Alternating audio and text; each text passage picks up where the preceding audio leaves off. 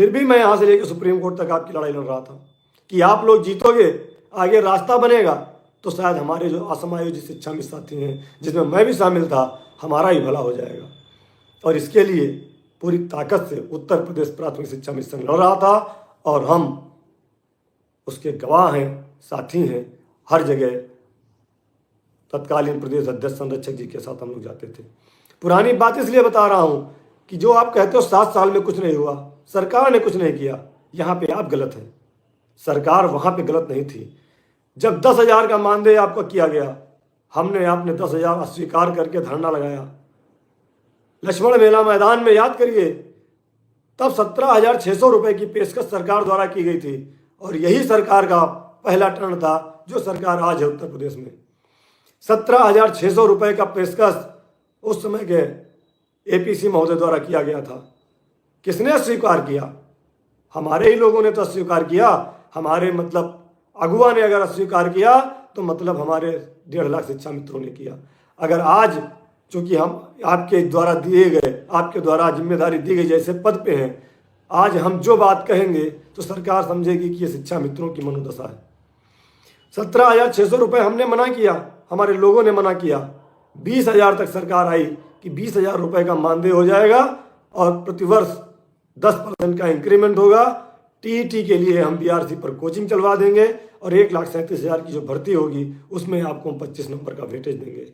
लेकिन फिर भी हमारे नादान अगुवाकारों ने उसको लेने से मना किया, सरकार के लोगों का अपमान किया और यहाँ तक तो ठीक था। इसके बाद बनारस में जाकर के जो घटना घटी, उसके बाद से वास्तव में सरकार नाराज हुई। वास्तविकता में मुख्यमंत्री जी नाराज हुए।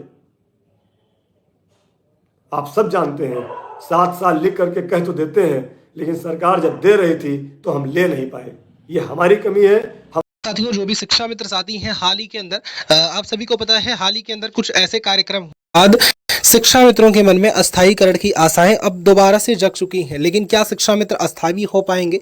अभी तक के क्या प्रोसेस चल रहे हैं, सरकार के शासन के अंदर क्या प्रोसेस हैं, सारी बातों पर हम चर्चा करेंगे। जो भी साथी चैनल पर नए हैं, चैनल को सब्सक्राइब नहीं किया है, सब्सक्राइब कर बेल आइकन को प्रेस कर लें। हमारे उसमें की तत्कालीन अगुवा लोगों की कमी है। उसके बाद सरकार नाराज हुई, वो नाराजगी चलती रही। हम लोग बहुत प्रयास किए, लेकिन सरकार ने हम लोगों से मिलने से इनकार किया। तत्कालीन मंत्री श्रीमती अनुपमा जायसवाल जी, उसके बाद माननीय मंत्री श्री सतीश द्विवेदी जी से जब हम लोग मिले, उन्होंने यही कहा कि मुख्यमंत्री जी नाराज हैं, आप लोगों ने बहुत गलत काम किया है, इसलिए अब आप लोगों का कुछ नहीं हो सकता। मामला पड़ा रहा, धीरे धीरे हम लोग बात करते रहे, बात नहीं बनी, क्योंकि मामला था मुख्यमंत्री जी की नाराजगी का। उसमें किसी की हिम्मत नहीं पड़ रही थी उनसे बात करने की। वर्ष 2021 का नवंबर याद करिए, वर्ष 2021 का नवंबर याद करिए। उस समय भी इसी सरकार का पहला टर्न था जब रसोइया, आंगनबाड़ी, अनुदेशक, इनका सबका मानदेय बढ़ाया जा रहा था। तो माननीय बेसिक शिक्षा मंत्री श्री सतीश द्विवेदी जी और महानिदेशक स्कूल शिक्षा श्रीमती अनामिका सिंह जी के सामने बातचीत हुई। निदेशक डॉक्टर सरविंद विक्रम बहादुर सिंह थे और हमारे साथ लगभग 7-8 संगठन के प्रदेश अध्यक्ष महामंत्री थे, जिसमें आदरणीय शिव कुमार शुक्ला जी थे, आदरणीय जितेंद्र शाही जी थे, आदरणीय शिव किशोर द्विवेदी जी थे, सारे लोग थे। माननीय मंत्री जी ने कहा कि आप लोगों के मानदेय बढ़ाने की व्यवस्था सरकार कर रही है, आप लोग इस पे एग्री हुई है।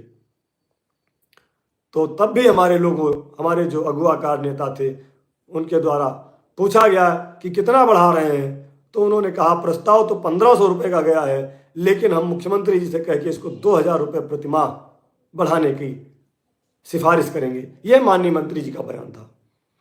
और रसोइया, अनुदेशक, आंगनबाड़ी की तरह आप लोगों को भी लखनऊ बुला करके एक कार्यक्रम किया जाएगा जिसमें आपके मानदेय बढ़ाने की घोषणा की जाएगी। साथियों, तब भी हमारे उन अगुवाकार नेताओं ने वो 2,000 रुपये लेने से इनकार किया और कहा कि अगर माननीय मंत्री जी पैसा बढ़ाना है तो बढ़ा दीजिए, लेकिन लखनऊ बुला करके हमारा अपमान मत करिएगा। तो सरकार आपके अधीन नहीं होती है कोई भी, हम सरकार के अधीन हैं। सरकार ने 2-2, 3-3 बार आपको को देने का प्रयास किया। आज आप सरकार को कोस रहे हैं, अच्छी बात है सरकार